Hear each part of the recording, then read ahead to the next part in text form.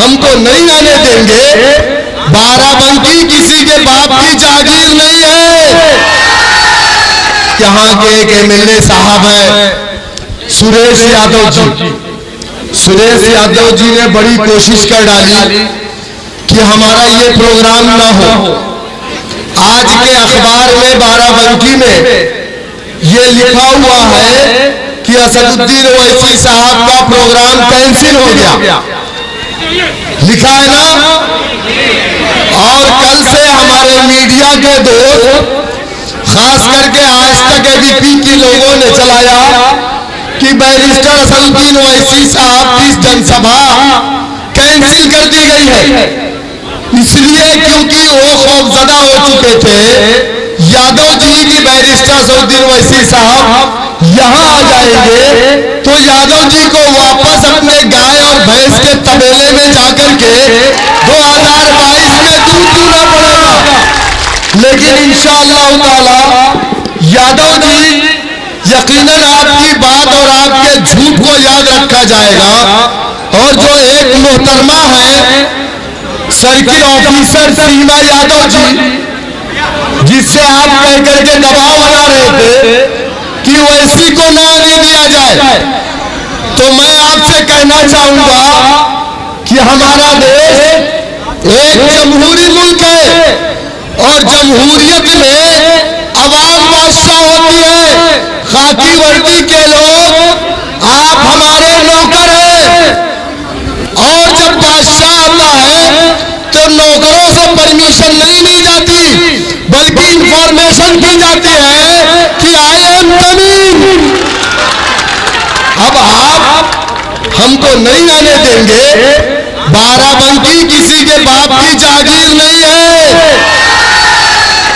बाराबंकी भारत में है, बाराबंकी उत्तर प्रदेश में है और बाराबंकी उत्तर प्रदेश का दिल है और बाराबंकी पूरे प्रदेश की राजनीति की दिशा और दशा तय करती है। आप ये समझ रहे थे कि बैरिस्टर असदुद्दीन ओवैसी साहब को आप रोक लेंगे। जिस तरीके से आपकी सरकार ने उत्तर प्रदेश में 2012 से लेकर के 17 तक में हमारे लीडर को 28 बार जनसभा करने की परमिशन को कैंसिल किया या आने से रोका। तो आप यहाँ के एमएलए हैं और सुनिए एमएलए साहब, अगर आप कामयाब हुए हैं तो मेरे भाई की वोटों की खैरात पर कामयाब हुए हैं। तुम्हारा वोटर समाजवादी पार्टी का वोटर जो यादव था वो तो बीजेपी के साथ चला गया, गया कि नहीं गया? अगर ये मुसलमान वोटर समाजवादी को वोट न डालता तो यादव जी तुम्हारे गाल में हल्दी ना लगती और तुम उत्तर प्रदेश की विधानसभा में नहीं जाते। आप सुन लीजिए, हम मजलिस के लोग हैं, हम लोग किसी को छेड़ते नहीं। आप भी हमको मत छेड़िए वरना हम किसी को छोड़ते नहीं। मेरे दोस्तों, मेरे बुजुर्गों, पर्दे में सुनने वाली मेरी इज्जतदार माँ और बहनों, हम पर इल्जाम लगाया जाता है हम बीजेपी की बी टीम है, हम पर इल्जाम लगाया जाता है हम बीजेपी को फायदा पहुंचाने आए हैं। 2017 का इलेक्शन आपको याद होगा, कांग्रेस पार्टी समाजवादी पार्टी का अलायंस था। समाजवादी पार्टी को 22% वोट मिला, बीजेपी को कितना मिला? 42% वोट। बहुजन समाज पार्टी को कितना मिला? 23% वोट। समाजवादी के 47 एमएलए जीते, बहुजन समाज पार्टी के 19 एमएलए जीते, कांग्रेस पार्टी के 7 एमएलए जीते और बीजेपी 300 से ज्यादा सीटों पर कामयाब हुई। हम उत्तर प्रदेश में कितनी सीटों पर लड़े? हम 32 सीटों पर इलेक्शन लड़े। चलिए, अगर हम 32 सीटें हमने हरा दिया तो बीजेपी 52 से 325 के आंकड़े पर कैसे पहुंची, इसका जिम्मेदार कौन? बीजेपी को 42% वोट उत्तर प्रदेश में विधानसभा के इलेक्शन में मिला। लोकसभा का इलेक्शन आपको याद होगा, 2019 इलेक्शन में सपा बसपा का अलायंस उत्तर प्रदेश में हुआ। लोग बड़ा खुश थे, लोग कहते थे कि बस खत्म, अब तो बीजेपी को हम उत्तर प्रदेश से उखाड़ फेंकेंगे। बैरिस्टर साहब ने फैसला किया और कहा कि शौकत साहब हम उत्तर प्रदेश में एक भी लोकसभा का इलेक्शन नहीं लड़ेंगे, एक सीट नहीं लड़ेंगे। मैंने कहा सर आपका फैसला सर आंखों पर, ऐसा नहीं कि हमारे पास कैंडिडेट थे, ऐसा नहीं कि हमारे पास मसाइल नहीं थे, सब कुछ था। हमारे लोग भी चाहते थे कि हम लोकसभा का इलेक्शन लड़े, लेकिन सदर साहब का फैसला था हम भी ये चाहते हैं कि उत्तर प्रदेश नहीं पूरे हिंदुस्तान से बीजेपी का खात्मा हो। हम नहीं लड़े सीट, सपा बसपा का अलायंस बीजेपी 7 सीटों पर चुनाव जीत गई उत्तर प्रदेश के अंदर। आपको मालूम है 2017 के इलेक्शन में जहां समाजवादी को 22% वोट मिला था, 2019 के इलेक्शन में समाजवादी पार्टी का वोटिंग परसेंटेज घट करके 17% पे आ गया। 5% यादव बीजेपी के साथ चला गया। बहुजन समाज पार्टी जिसको 23% वोट मिला था 2017 के असेंबली इलेक्शन में, 2019 में वो 18% पर आ गई और उसका वोट शिफ्ट हो गया बीजेपी के साथ। बीजेपी जिसको 2017 में 42% वोट मिला था, 2019 में 50% पर बीजेपी पहुंच गई। अब आप मुझे बताइए कि अखिलेश यादव के पास वो कौन सी जादू की छड़ी है जो 17% से 51% को रोकेंगे। वो 5% यादव जो बीजेपी के साथ बाकी वोटर उनका चला जाता है। हम 20% अगर ना होते, आप जोड़ लीजिए 17 और 18, 20%, 11% सिर्फ दलितों का वोट बीएसपी को मिला। यानी हमारे वोटों से सपा और बसपा के 1 के 10, 1 के 5 एमपी जीत करके आए। लेकिन अब ऐसा नहीं होगा। हम अलायंस चाहते हैं कि बीजेपी को रोका जाए, लेकिन समाजवादी पार्टी बहुजन समाज पार्टी कहती है नहीं, हमको तो मुसलमानों का वोट चाहिए, हमें इनसे अलायंस नहीं करना, वरना एक लीडरशिप उत्तर प्रदेश में मुसलमानों की डेवलप हो जाएगी जो विधानसभा के इलेक्शन में जाकर के सवाल करने लगेगी। जिस तरीके से 2012 के इलेक्शन में इन्होंने वादा किया था मुसलमानों को रिजर्वेशन देंगे, जो मुसलमान बेगुनाह जेल की सलाखों के पीछे हैं उनको छोड़ा जाएगा।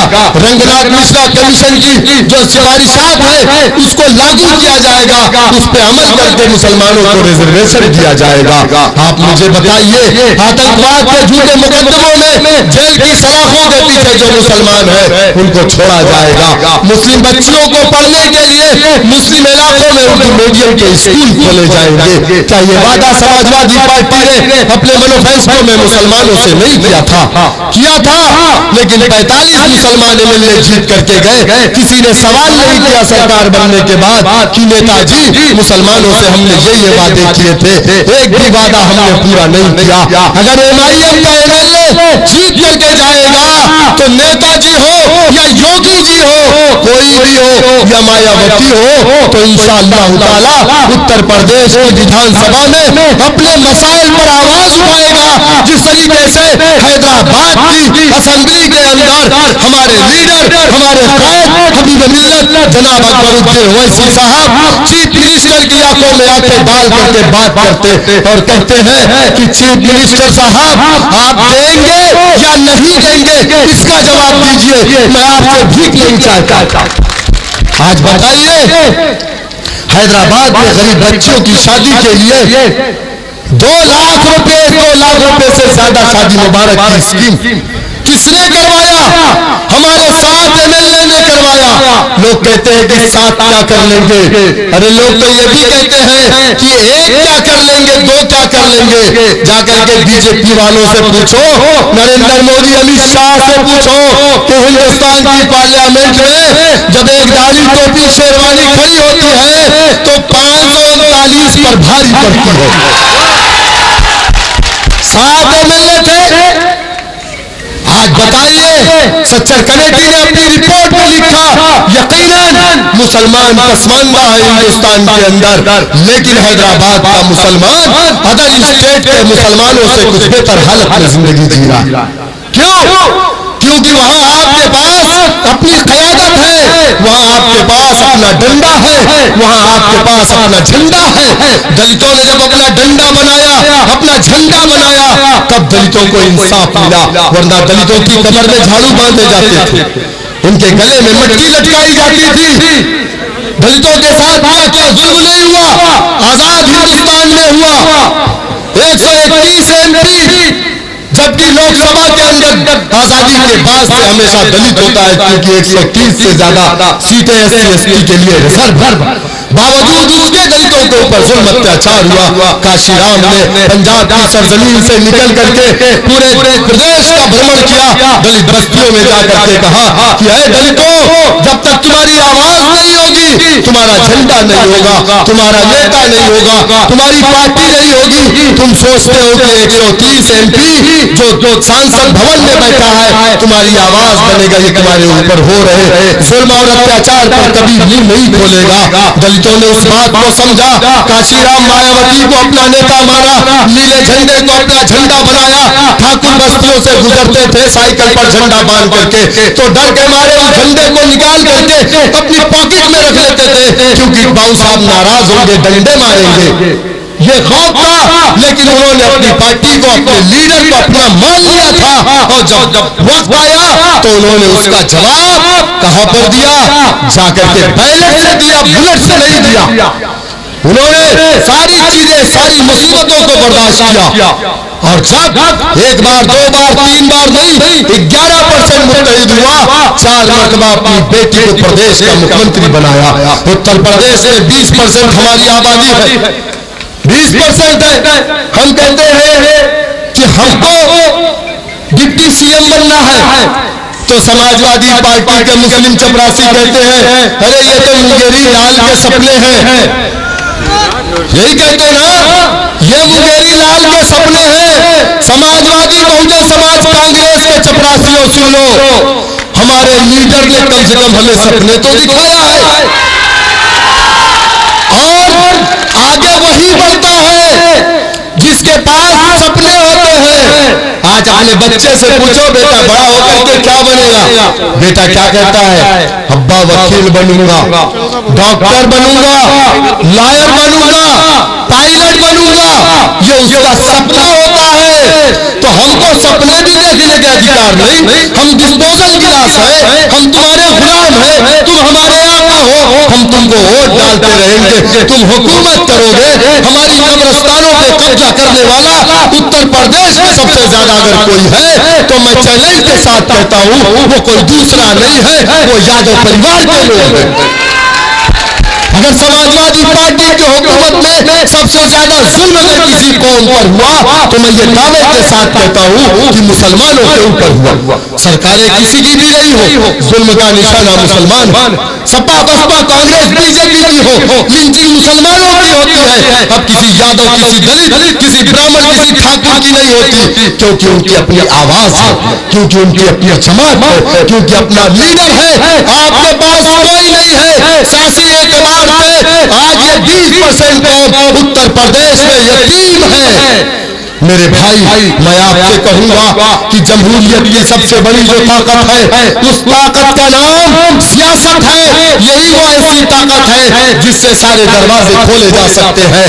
जिस तरीके से CO साहिबा या DM साहिबा या साहब या SDM साहब ने कहा कि यहाँ पे हमने कोई परमिशन नहीं दिया, अगर हमारे पास सियासी ताकत होती तो उस ताकत की चाबी को लगा करके हम भी DM साहब का दरवाजा खोल देते और कहते तुम्हारी हिम्मत होगी, तुम्हारी हिम्मत है एक मेंबर ऑफ पार्लियामेंट में हिंदुस्तान के कोने कोने में जाने से रोकने के लिए। तुम हमारे सर्वेंट हो, पब्लिक सर्वेंट हो, हम तुम्हारे बादशाह हैं, हम आएंगे इन्फॉर्म करके आएंगे, तुमसे परमिशन लेकर के नहीं आएंगे। मेरे दोस्तों समझो, फंडामेंटल राइट को समझने की कोशिश करो। ये हमें बेवकूफ बनाते हैं, हमें उसमें नहीं पढ़ना, मुत्तहिद होना है, मुनज़्ज़म होना है और एक एक तक मजलिस इत्तेहाद मुस्लिमीन की परचम को पहुंचाना।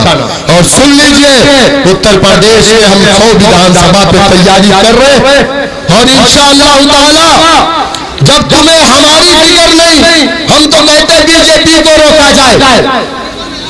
चलिए आइए साथ मिल लेते हैं, आप चीफ मिनिस्टर बनिए, नहीं चाहिए हमें मिनिस्ट्री, लेकिन बीजेपी को रोकना। तब ये कहते नहीं हम तुमको नहीं लेंगे। आप बताइए मुझे, इसी बाराबंकी के अंदर हमारा जिला पंचायत सदस्य जीता कि नहीं जीता?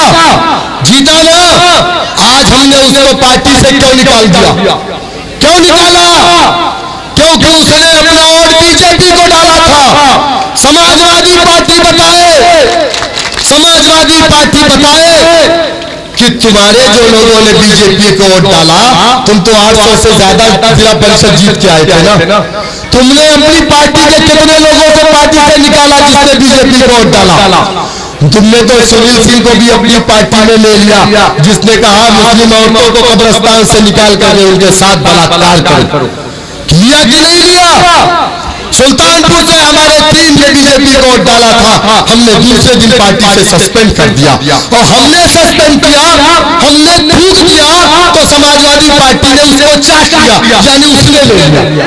आप बताइए मुझे मेरे दोस्तों, चूंकि वक्त की किल्लत है, बैरिस्टर साहब को जाना है, उनकी फ्लाइट है हैदराबाद की, तो मैं आपसे माजरत चाहूंगा इंशाअल्लाह ताला। बस एक शेर के साथ अपनी बात को खत्म करूंगा कि अगर हमारे साथ कोई नहीं आता तो डरने और घबराने की जरूरत नहीं है। डरने और घबराने की जरूरत नहीं। अगर कोई नहीं आता, हमारे साथ अल्लाह सुब्हानहू तआला है।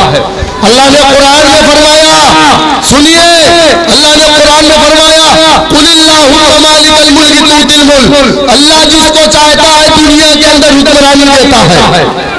नमरूद, फिरौन, शद्दाद, कारून को भी अल्लाह ने दुनिया में बादशाहत दी। मौजूदा वक्त में भी मिस्र नमरूद, शद्दाद, फिरौन जैसे लोगों को अल्लाह ने इख्तियार दिया। वहीं पर अल्लाह ने यूसुफ अलैहिस्सलाम को कुएं से निकाल करके मिस्र का बादशाह बनाया कि नहीं बनाया? अल्लाह के भरोसे पर, अपनी ताकत पर दुआ करते हुए, मेहनत करते हुए इंशाअल्लाह ताला तूफानों से आंख मिलाओ, सैलाबों पर वार करो। तूफानों से आंख मिलाओ, सैलाबों पर वार करो, मल्लाहों का चक्कर छोड़ो, तैर के दरिया पार करो। मैं एक ऐलान करने जा रहा हूं। देखिए, एक को भगाया ना, भगाने की बरकत 3 आ गए। एक ने बीजेपी को वोट डाला, हम लोगों ने कहा चल जा, जब तू भारत चलाओ पार्टी को वोट डाला तो तू भारत चलाओ पार्टी का हिस्सा रहे। अब हमारे पास अल्लाह ने 3 जिला परिषद को भेज दिया, 3 जिला पंचायत सदस्य आज पार्टी ज्वाइन कर रहे हैं। उनका नाम नसीर लाला है, भारतीय किसान यूनियन। उनका नाम है डॉक्टर मोहम्मद शाहिद साहब, जिला पंचायत सदस्य मौजूदा। मैं आपका इस्तेमाल करता हूँ। दूसरे हैं मोहम्मद जावेद आलम साहब, जिला पंचायत सदस्य। मैं उनका भी अपनी पार्टी में इस्तेमाल करता हूँ। ये कौन लाला? नसीर लाला। और नसीर लाला जी, उन्होंने भारतीय किसान यूनियन के अध्यक्ष जनाब नसीर लाला जी, लोग कहते हैं हम किसान के लिए नहीं बोल पाए। अरे किसान के लिए तो हमारे लीडर ने सबसे पहले पार्लियामेंट में आवाज उठाई कि नहीं उठाई? उठाई ना।